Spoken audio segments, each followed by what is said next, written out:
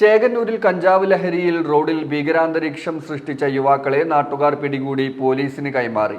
ഇവരിൽ നിന്നും ചെറിയ ക്വാണ്ടിറ്റി കഞ്ചാവ് ലഭിച്ചിട്ടുണ്ട്. മുമ്പും സമാനമായ രീതിയിൽ ഇവർ പെരുമാറിയിട്ടുണ്ടെന്നും ഇവരുടെ പേരിൽ ചങ്ങരംകുളം സ്റ്റേഷൻ പരിധിയിൽ കേസുള്ളതുമായാണ് വിവരം.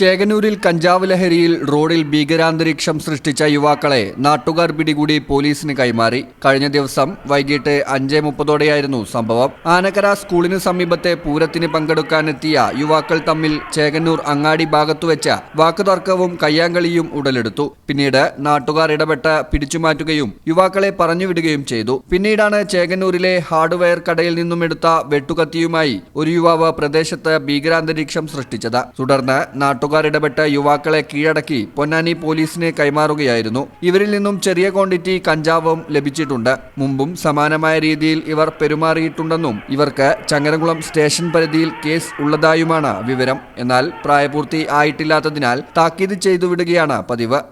ഈ channel news Changaramkulam. Hospital road Perinthalmanna.